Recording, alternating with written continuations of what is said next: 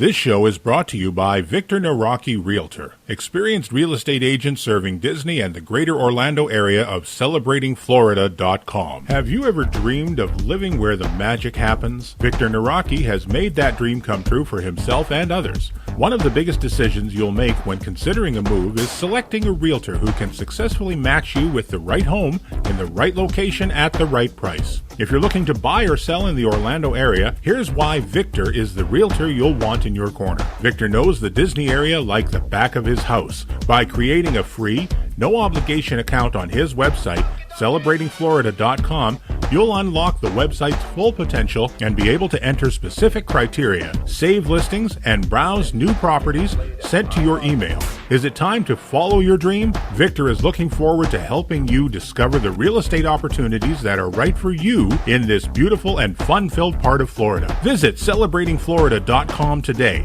or view Victor's view at victorsvista.com and let Victor know the Solo Show sent you. Ladies and gentlemen, this is our final boarding call and the doors will be closing soon. Please board quickly and safely. Please stand clear of the doors. Thank you. Broadcasting from the Solo Studios in the mop closet of Fozzie Bear's Rubber Chicken Factory here in Winnipeg, Manitoba, the center of North America, on this little planet we call Earth. This is the Solo Show. On this adventure, Stan welcomes George Falcione to the guest host's chair for a trip report. Trip report. About time, too. Together they discuss dining at Disney, long lines, and the not-so-easy way to get back to your hotel suite. Stick around, folks. You'll laugh, you'll cry. It will make you think. So now, please welcome your host, a heck of a nice guy who just wants a Mickey bar. Here's Stan Solo. Hello and welcome to another edition of the Solo Show. I am Stan Solo as always, and I have got this guy. I can't believe we got over here and he hasn't been on yet. I know, what the heck? I know. I haven't had hardly anybody from the GCT on, but from the Grand Circle Tour podcast, your friend and mine, George Falcione?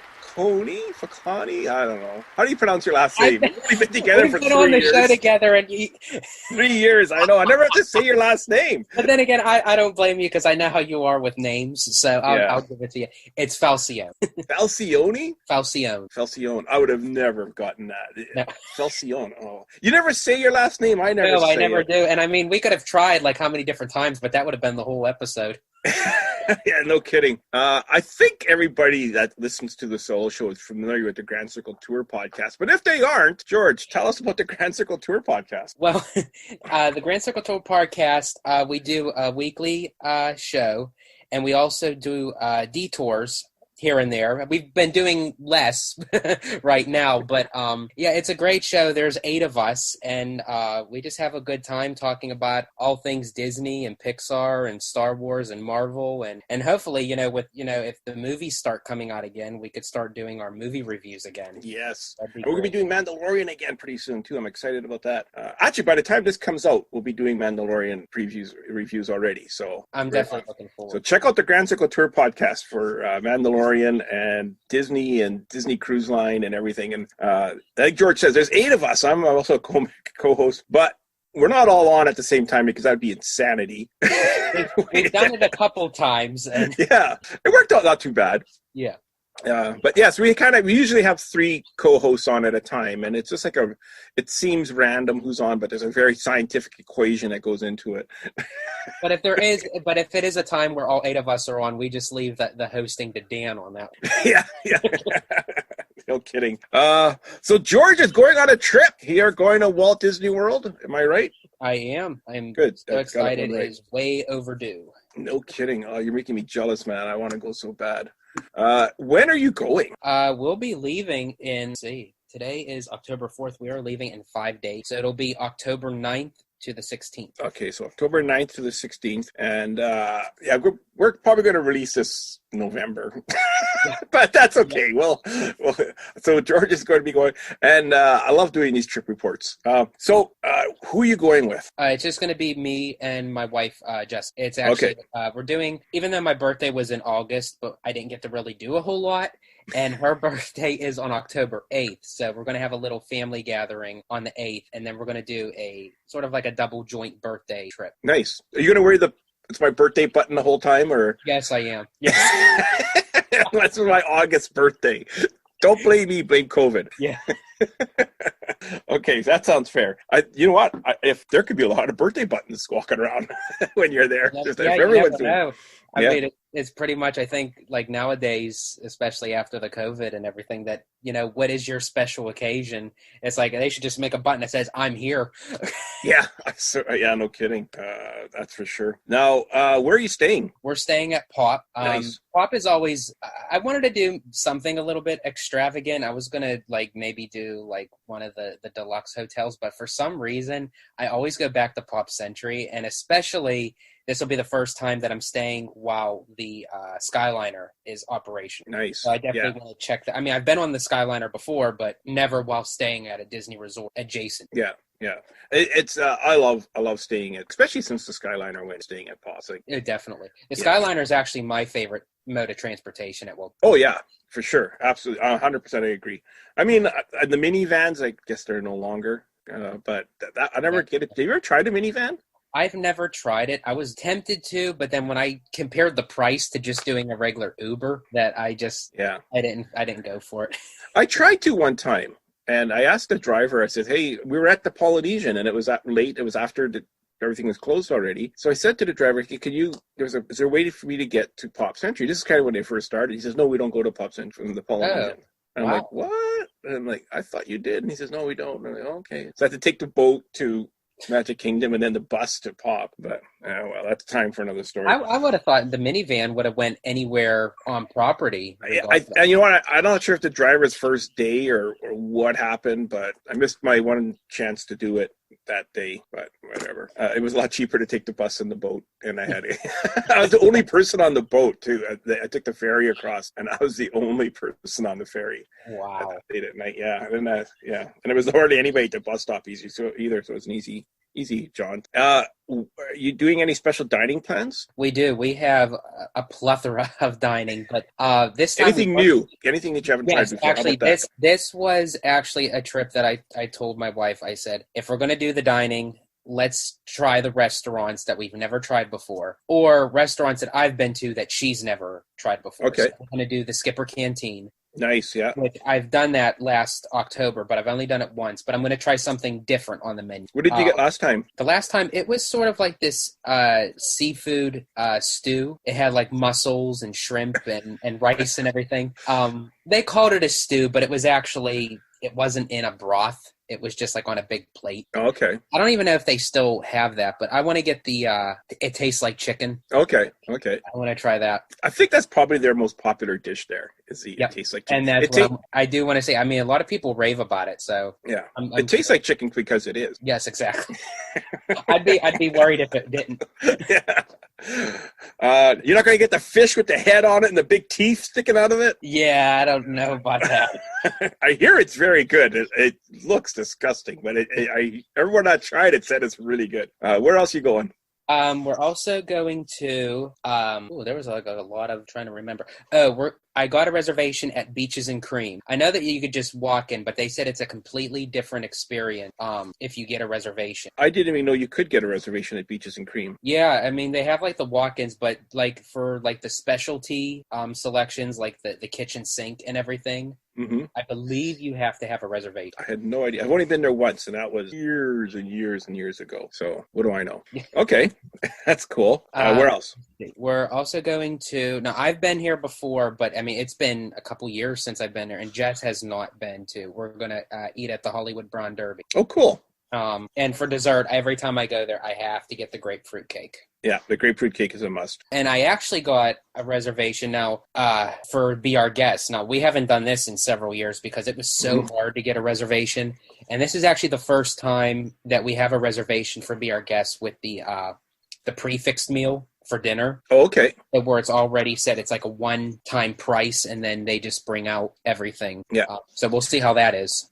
That should be cool. And I hear that they're not doing where you meet the beast after. He just kind of comes around and waves at you. You can take a selfie over your shoulder. Yeah. I kind of prefer that, actually, I think. I mean, a lot of with the character meet and greets, I like how they put them like in these certain areas that fit their personalities, or it fits the movies. Like in Epcot, they have Winnie the Pooh by this giant tree in the grassy area. I just thought that was very creative. Yeah. But some of the other places, we're going to the Sci-Fi Dine-In Theater. Okay. I've only been there once, and that was over 10 years ago. So, oh wow! I've never been there. I've never been to the Sci-Fi Dine-In. And believe it or not, that one, there was only one reservation left for that. A lot of people said it's very popular and very hard to get a reservation for Sci-Fi. Wow. Okay, I could see that because there isn't that many places to eat at Hollywood Studios, and from what I understand, it's one of the most popular parks right now. It really is. I've been checking the times guide and the wait times for everything, and every time I go over to Hollywood Studios on the app, it's like 115-minute wait for Mickey and Minnie's Runaway Railway, 90 minutes for Slinky Dog Dash. I'm like, dang, I knew we should have went in September.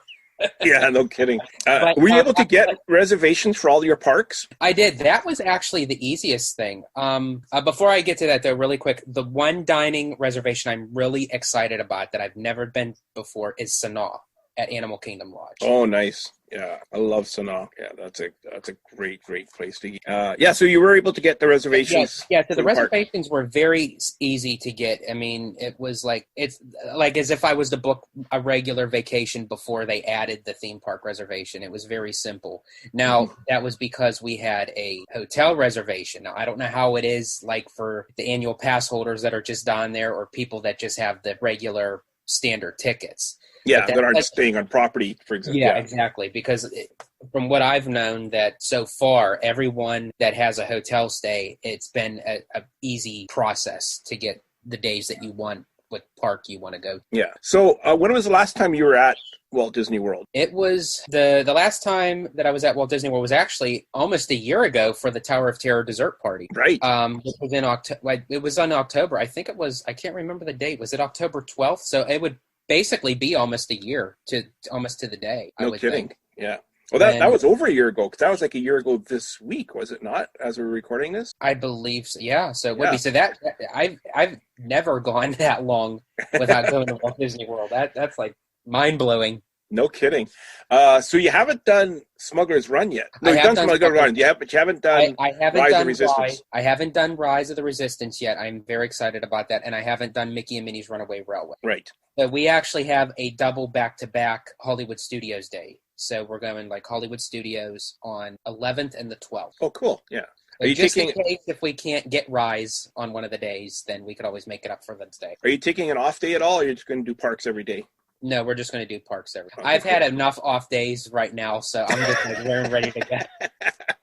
I don't need to do no resort hopping at Disney Springs. I guess you could do Disney Springs in the evening. Yeah, we probably would do Disney Springs in the evening because of the times, the park hours, which was very funny because Disney just adjusted the hours. Mm-hmm. And Magic Kingdom is going to close at 8 o'clock rather than 6. Starting on October 16th, the day that we leave.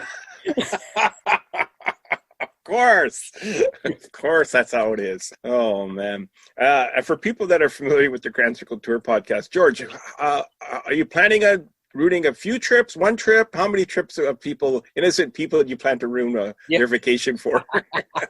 Yeah, of course. I don't really have like a number in mind, but I guess like when I'm already there, it's just like when I have that golden opportunity, it's like, I'm just going to take it.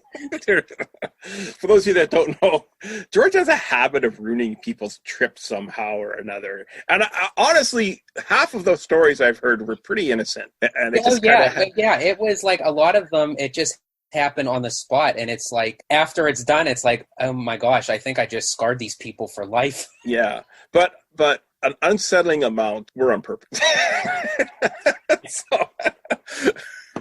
But anyways, we're gonna take a break.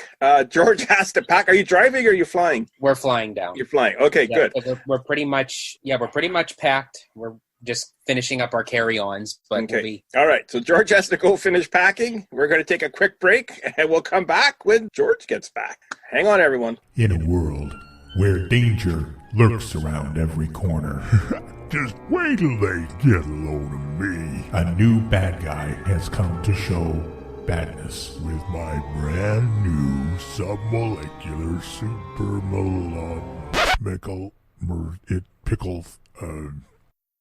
great big ray gun.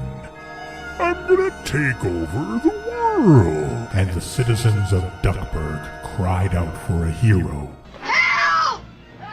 He's the hero they want. He's the hero we need. He's Super Goof. That's me, in the red underwear. Coming soon to Disney Plus. And we're back! And most importantly, George is back, safe and sound, COVID-free, as far as we know. Yes. Take a couple of weeks to find out. George, how was your trip? It was very good. It was a breath of fresh air to be back at the resort again, and the trip couldn't have gone smoother. Oh, nice. And Jessica had a good time? Yes. Good. We were both giddy as school kids. I could just picture you two, man, walking down Main Street. Oh, that would be the best. So you flew down. Yes. How were the flights? How was it?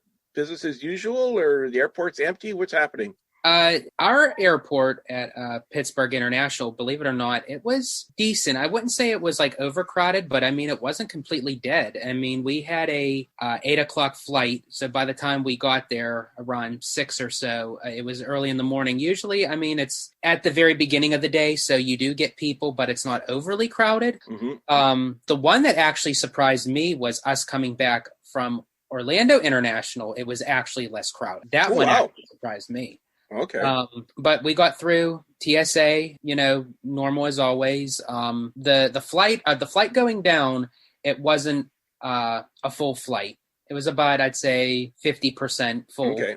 So nobody sitting in front of you or behind you, basically? You had the whole row to yourself, the two of you? No, they actually filled every row. The only thing that was not allowed to be used is the middle seat unless you are with family. So if you do get seated with your family, you could use that middle seat. Right.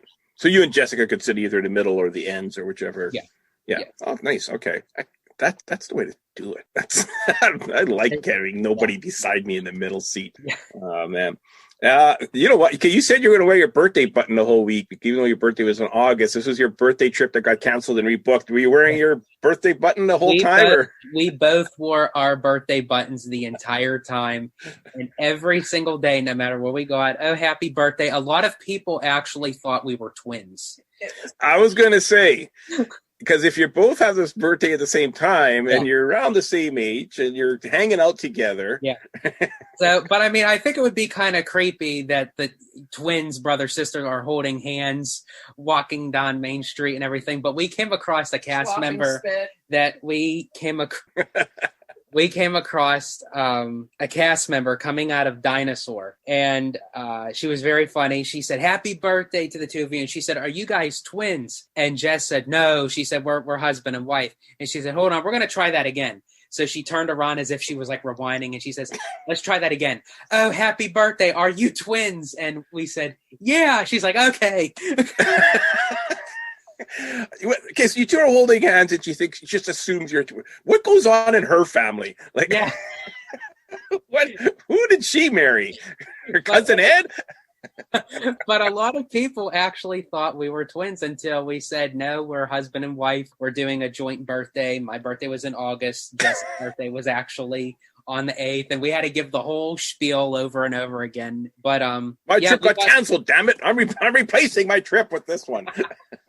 But we got a lot of free desserts out of it. Oh, nice. Yeah, that's right.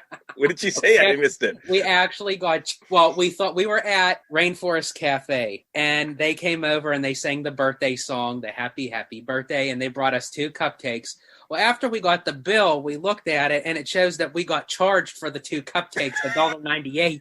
And I thought, so that's how they swindle people. They make it seem like you're getting the birthday cupcakes, and then they charge you $1.98. But then plus tip, plus tax. Yeah.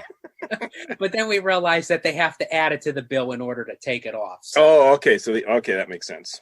Alrighty. I guess that's for inventory. I don't know. Yeah. So you stayed at the Solo Studios, or as some people call it, Pop Century. How was that? What building did you get? We were in the 50s building, second floor, and it was actually very convenient because first off, our room was ready when we checked in. Nice. We didn't have to wait till like 3-4 o'clock. We arrived. I think almost a little past 11 o'clock in the morning. Our room was ready, and it's basically you exit out towards the pool, and you walk to the right side. Walk down that little path, and our building is right behind Tramp from Lady in the... Oh, perfect. Nice. I think I stayed in that building before one time, and Justin Clark with his wife Monica were in the same building. You might have heard this story before. Some of our listeners have heard it before. So I was impressed on how close it was to the main building. So I'm like, I said to Justin and Monica, I said, hey, I gotta show you how close my room is. This is crazy. Like I've never had such a close room. And they're like, really? And I'm like, yeah, I'll show you. So we start walking towards the 50s building, and we get to the very first room, the closest room you could possibly have on the first floor to the main building. And Justin and Monica, well, here's our room. Where are you? They had the closest room you could possibly have. Here's our room. How close are you? Oh, shut up. I'm just going to go upstairs to my... We were in the same building, but I was further away. Well, that shot your hopes. I was so impressed how close they had right beside. Yeah, but anyways, it was fun. I asked you to check out the Stacy's Must Do's on a TV set. Did you get a chance to do that? Yes, I did. And is it still playing? It actually was still playing. Okay. Was there changes to it? Are people running around with masks on now in the videos? No, it was still the norm. It was the not the older one, but it was like the updated older one. Mm-hmm. After, when they added like the Seven Dwarfs Mine Train and everything, and they had they still had even the other channels where it talks about like things to do at Disney Springs and everything, and then the channel that has like the times guide for like the park hour. Yeah. Okay. So everything is business as normal as far as that goes. Because someone told me they weren't showing the Stacy Must Do's anymore, and then someone messaged me and they said, "Well, I heard that they're refilming it where everyone has masks on in the video." Okay. I mean, it may have been just a fluke because I only seen it the one time. I didn't look for it afterwards, but I did see it. Well, either showing it or they're not, I'm guessing. So it sounds like they're showing it. So that's good to know.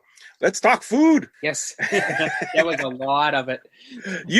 I think the only post you posted what I saw anywhere was food related. So this was like your dining experience trip. Or something. Basically, yeah. We talked about before the break some of the places that you were looking forward to eating at. Skipper Canteen. Yes, was one of the ones you had booked for. Did you make it? Yes, we did. And did you get the It Tastes Like Chicken, or did you switch? I did get It Tastes Like Chicken because it is chicken. I was going to say, the big question is, did it taste like chicken? Yeah. Yeah, it was really good. It was about the first time I got it. I would definitely get that again. Nice. And what did Jessica get? She got the same. Okay. Got It Tastes Like Chicken. Good. And our waiter was hilarious. You know, he was coming up with like corny Skipper jokes and everything. And I kind of played along with him because I wanted lemonade. And I said, by any chance, is the lemonade pink or yellow? And he said, yellow. And I said, okay. It is lemonade you're giving me, right? Because I do know that skippers like to kind of relieve themselves in between. And he says, I'm not sure, but I think it is lemonade. Oh, jeez. Oh, brother George. Beaches and Cream, you had a reservation for there? Yes. Was it necessary to have a reservation there? Because I thought it was unusual to have one for Beaches and Cream. Well, I actually thought it was too until actually experiencing it, because I've never experienced Beaches and Cream before.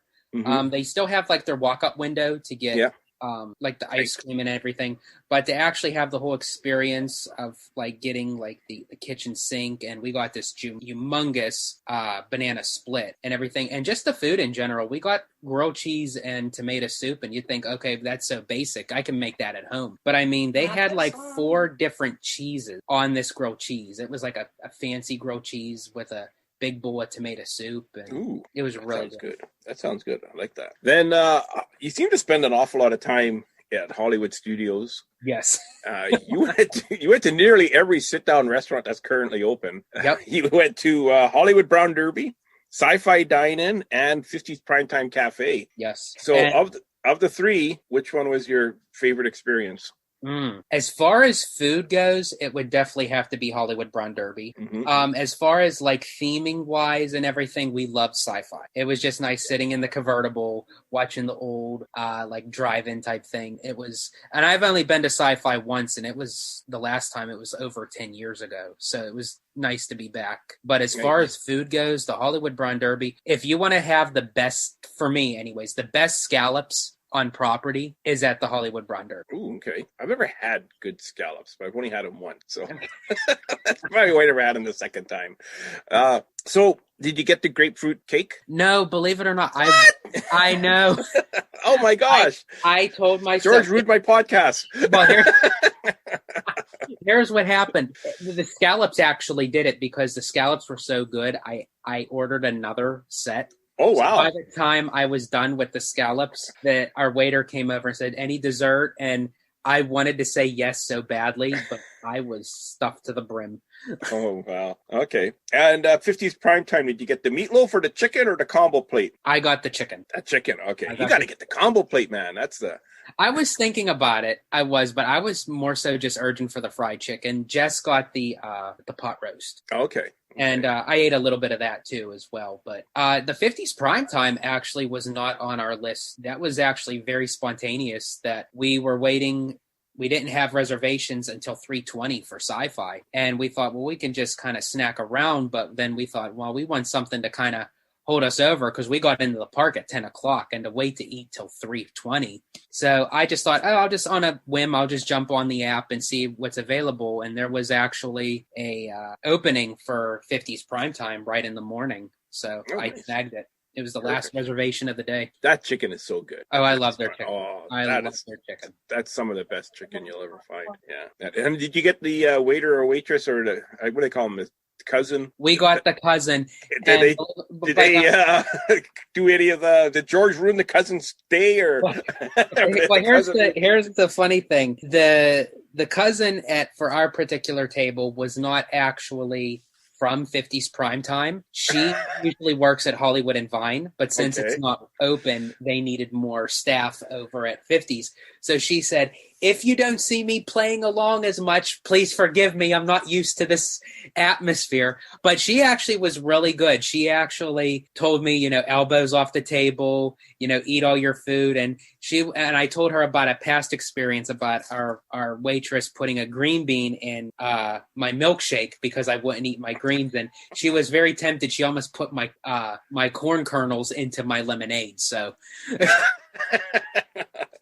That's what you want when you go to. Yes, you do. We got the full, and she was just so giddy, and so like she actually reminded me of that cousin type, and it was for not being a regular at 50s primetime. She did really well, and her name was Darlene, and she was one of the cast members that made one of those memorable moments. So definitely, did she seem like she really enjoyed being at 50s versus? I actually told her we actually.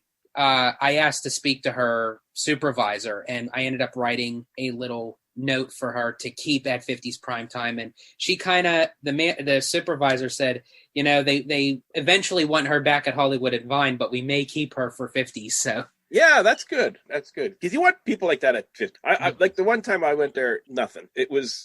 Last year when I went for the Tower of Terror party, we ate at 50s. Our waiter, very nice. He was a nice waiter, but I tried getting him to nothing. You would think that it was just a waiter at Chili's or Applebee's.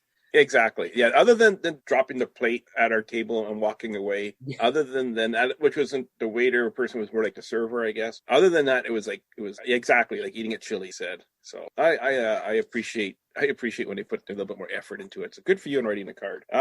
Be Our Guest. We did have dinner at Be Our Guest. Now with Be Our Guest, we actually ate at the West Wing part of the castle. That's and the we one had with the rose in it? What's that? That's the one with the rose? The rose, yeah. Yes, okay. Yeah. And it was the darkest room in the whole building. Talk about eating at candlelight. It was nice. We got the prefix dinner. It was $62 per dinner. You get a 3-course appetizer, your entree, and dessert per person. The food was okay, but it was, to me, it was not worth what you're paying for, to be honest. I have to agree with you. I've been to Be Our Guest a couple of times, and every time I walk away, I think to myself, that was totally not worth it. Yeah. However, the breakfast I thought was amazing. Yes, and actually, I could kick myself because our last family trip, we ate breakfast at Be Our Guest, and that was the best, I think. Yeah, by a long shot. And I thought, you know what, we'll try the dinner. There was one reservation left. It was a prefix dinner. And then after, tax and tip, our bill came to like $155. And we walked out of there and it was like, it was good, but not for $155.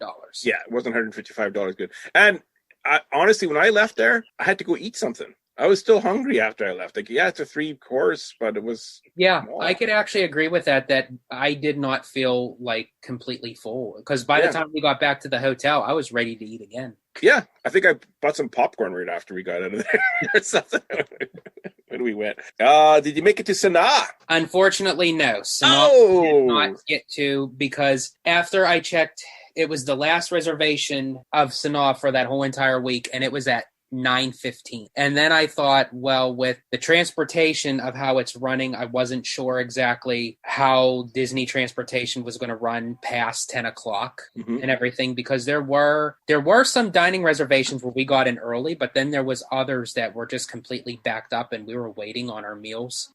So I just kind of figured, and we were already exhausted by like 7:30 because we had a Magic Kingdom day for that reservation. So I said, the next time we go, I'm going to book a Sanaa that's much early. Yeah. Or do it on an Animal Kingdom day. Yeah. So it's a little bit easier to get to then. Yeah. The restaurants, Sanaa, Topolina Terrace, they were too late that it was like way beyond the time that we probably wouldn't have gotten back to our hotel until like 11:30, 12:30. Yeah.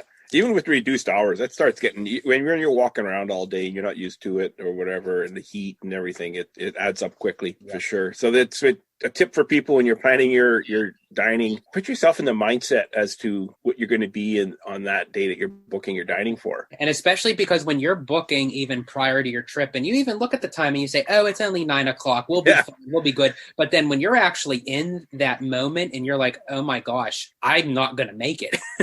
Yeah, I agree with you completely. Yeah, so you got to kind of put yourself in the, like I said, the mindset that you're good. You think you're going to be in. I mean, at 9 o'clock doesn't seem late at all. But when you got up at 5 a.m, to rope drop, 9 o'clock is a long ways away. You just went to Hollywood Studios a couple of times. The Skyliner, I'm assuming, helped. The Skyliner, if I could have went on the Skyliner for everything that we've done, it would have been so convenient. It was perfect. Wouldn't it be awesome if the Skyliner went to all 4 parks? That's what we wished. Like, we were just thinking, like, to say, I mean, it does for Epcot and Hollywood Studios, but I mean, if they would have just added an extra 2 routes to the Magic Kingdom and Animal Kingdom, that would have been great. Oh, I know. It would, maybe someday. You never know. It's possible. It's possible. They have to stop crashing and breaking down first. Let's get these fixed out. So this is your first time Rise of Resistance at Mickey and Minnie's Runaway Railroad. Yes. How easy were they to get? And let's start with Rise of Resistance. Rise of the Resistance was very, very challenging at first because with not knowing how to use the app properly. So we got there before 10. And the park opens at 10, correct? The park opens at 10. But they let people in early. Yeah. Yes. So everybody's standing in the front, with their phones. They're all raring, ready to go. And I jumped on the app and I thought, okay, first time. Literally at 10 a.m. It wasn't even a minute over. It was completely booked and I didn't get nothing. And I thought, wow, okay. I thought we are not experiencing this ride this trip. I could just feel it already. But then Rise ruined my trip. Yeah. So while we were waiting for our sci-fi dinner reservations, I spoke to a cast member. I said, I missed the 10 o'clock boarding groups. Is there a way to do this much easier to better the process? And he said, click on join queue. Don't click join queue right at 10. Already be in the join queue and then just keep refreshing the page. So I thought, okay, I'll do that then. So I did that for the 2 o'clock one, and we just got off a Tower of Terror and we're actually standing in the Tower of Terror gift shop. And I thought, okay, well, I'll just take his word for it. And we got boarding group 109, which I thought, okay, we're still not getting on this ride today. But it's not too often it goes to 109. Yeah, but believe it or not, we were the last boarding group. We actually made it right before the park closed. And then the next day, we got there a little late, so I didn't get the 10 a.m. But I was able to do the 2 o'clock while we were at Hollywood Brown Derby. And we got boarding group 97. And I was just on top. I was like, okay, if we got in at 109, we're getting on at 97. Nice. So I'm guessing, seeing as how you rode it twice, you really liked it. I absolutely loved it. That I can actually say was not a ride. It was an experience. Yeah, absolutely. Like literally from beginning to end. And like how you want the 50s prime time to be, like when you get off the ship onto the First Order ship, I mean, those cast members are really into it. I mean, we got drilled for so many things. Like there was a cast member that was calling us over to get, and we thought they were talking to us. They were talking to the people next to us. And she goes, I wasn't talking to you. I was talking to them. And we're just like backing up and we're like, sorry. And I was wearing, the first time I was wearing my bellhop outfit. I had my Tower of Terror shirt with my bell hat on. And the First Order's looking at me. I could hardly wait to hear what they said to you. And he's looking at me and he comes up to me and he's eyeing me up and down. And he said, I think you're in the wrong place. I don't know what you're doing here. You should be somewhere in the 5th dimension. That's great. You know, I always wear my kind of Hawaiian style shirts, sort of. The guy, I said to him, I said, hey, you know what? I'm not a spy. I'm just a tourist, I says. And he looked at me, he goes, with that shirt, you're overplaying it. He says, you look too much like a tourist. So, I mean, and then the ride itself, just, you know, traveling through it actually makes you literally feel like you're in space. Like from the start of like boarding the First Order ship and everything, it doesn't make you feel like you're in the park anymore until you crash land back at Batu. Yeah. Like, so it was all for nothing. Yeah. You end up right back where you started, walking around Batu. Buying some souvenirs at the gift shop. Yeah, because the whole point of the attraction itself was to get us off of Batu. Right. Into the safe point, but I guess they decided to drop us back off of Batu, and it's like, okay, you're on your own. Yeah, good luck. You rebel spy, you. I guess you're not rebels. What are resistance? I don't know. Mickey Minnie Runaway Railroad. How are the lines for that one? That one was the longest. I think aside from Smuggler's Run, Mickey and Minnie's Runaway Railway, it was a 95-minute wait. And that one was, we waited till it was about, I think it was like 55, 60 minutes. That was the lowest it went down, but that was the full 55, 60 minutes. So the posted sign matched what you actually waited? Yes.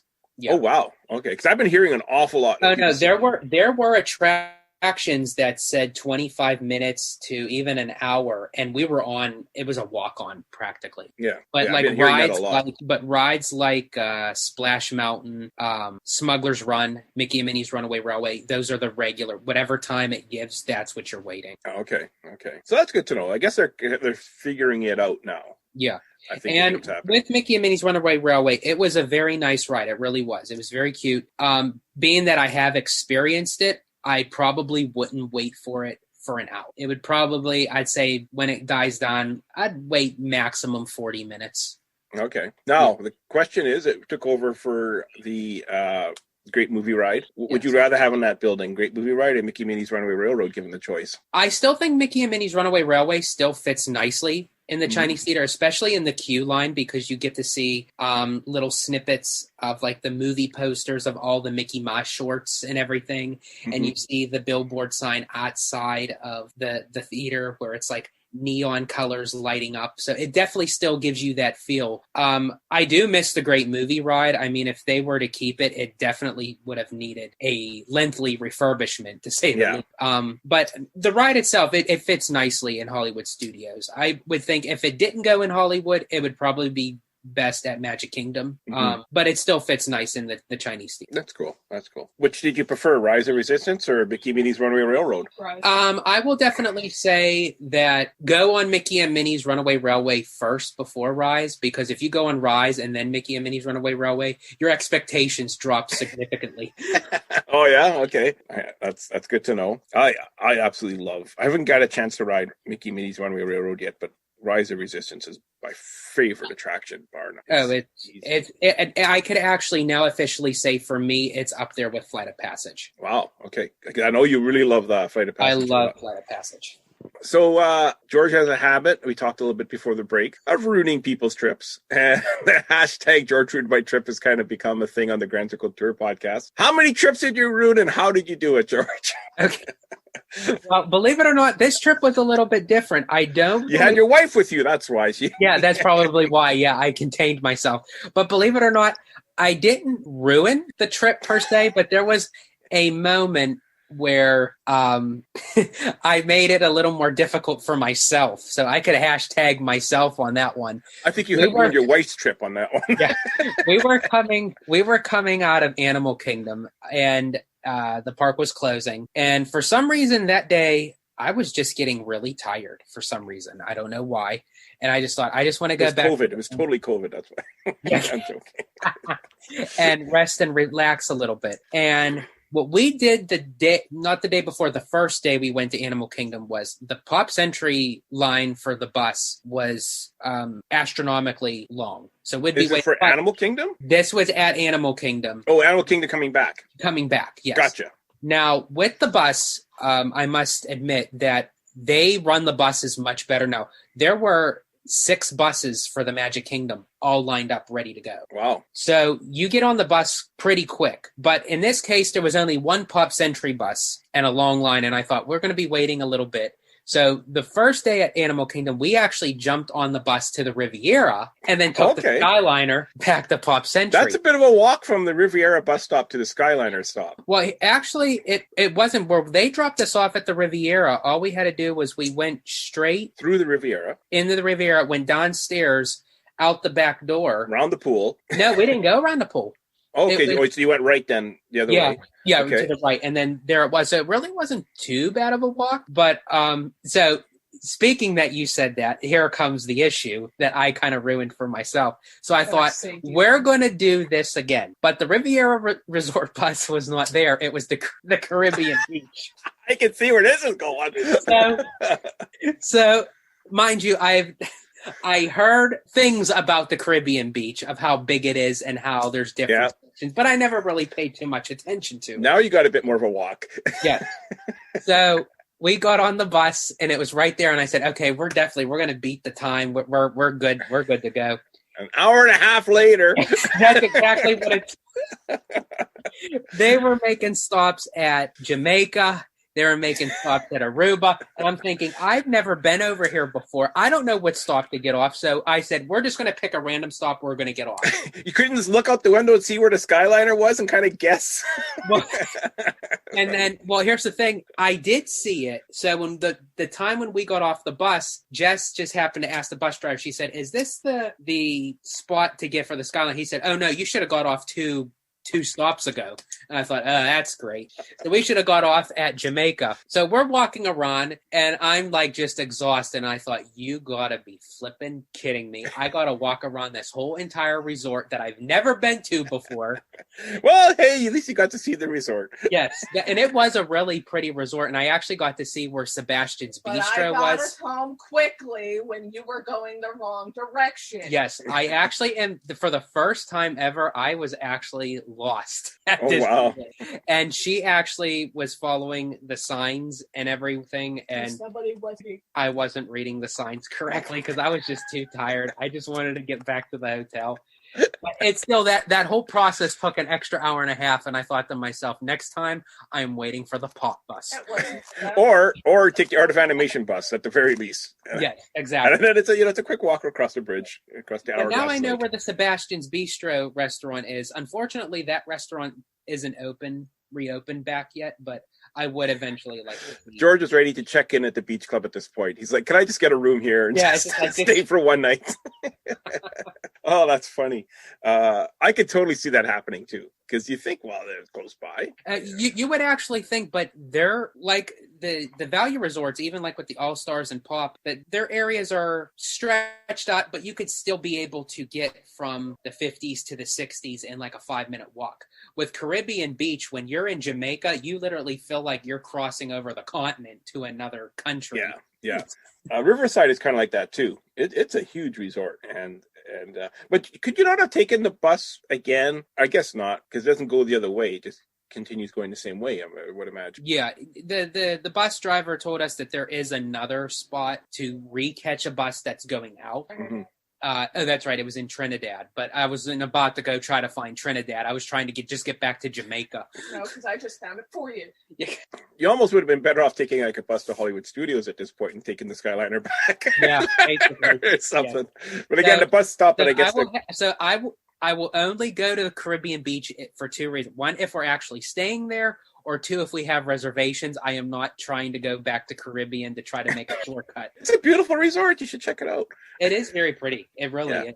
Yeah, it's nice. Oh, that's great. Any final thoughts or comments? To actually cap it off, I will have to actually say, despite the changes of going into Walt Disney World with all the changes, once you adjust to it, it's like fitting like a glove going back, and it's like you don't even really focus too much on the changes, because there's so much to do that everything is now reopening back up, and it's like I was still very much satisfied with it. Excellent.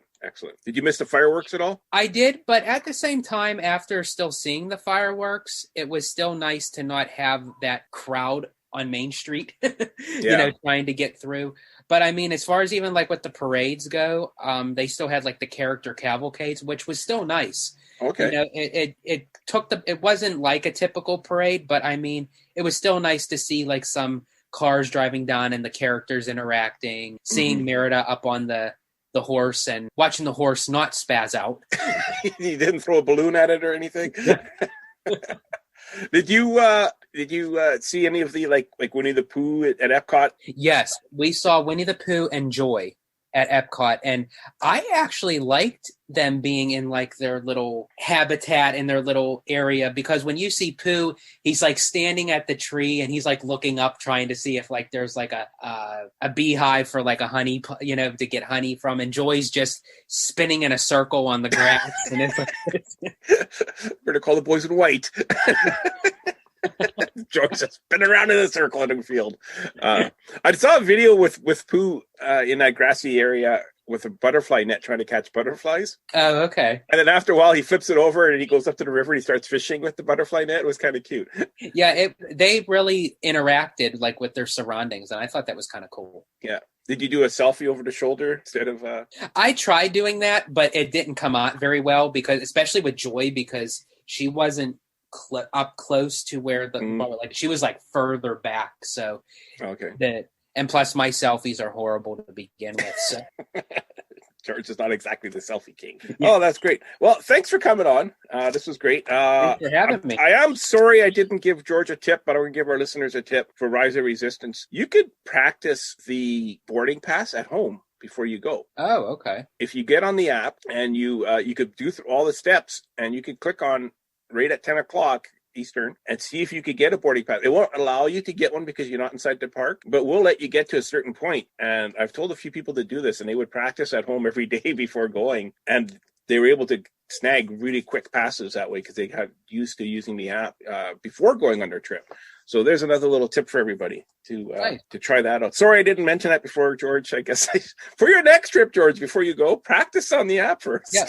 Really I will just have to say that if I didn't get on Rise this trip, then I would have to change it to hashtag Stan ruined my trip.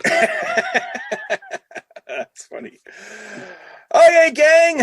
Thank you for another show. If you have any comments, leave them in the comment section on our Facebook page, the Solo Show podcast on Facebook, and take it away, Ken.